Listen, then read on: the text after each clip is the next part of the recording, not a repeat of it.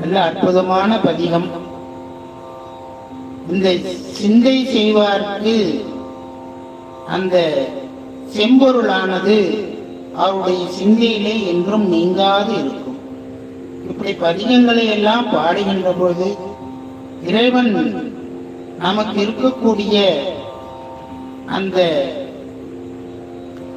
பிணி நோய்களை எல்லாம் தீர்த்து நமக்கு என்றும் இன்பம் கொடுக்கக்கூடிய ஒரு அற்புதமான உலகத்திலே நம்மை வைத்து நம்மை எல்லாம் மகிழ்வார் என்று இந்த பதிகத்திலே அற்புதமாக பாடி இருக்கிறார். இந்த ஒவ்வொரு வார்த்தையும் நாமெல்லாம் சைவ சித்தாந்தம் படித்திருந்தோமேனால் இதற்கு பொருள்கள் எவ்வளவோ நமக்கு இறைவன் உணர்த்தி காட்டுவார். அப்படிப்பட்ட ஒரு அற்புதமான பதிகம். இதனை தொடர்ந்து இந்த பண்ணிலே 3 பதிகங்கள் தொடர்ந்து விண்ணப்பம் செய்கிறார். ஒரே ராகத்துல பாடினா கொஞ்சம் சிரமமா இருக்கும்.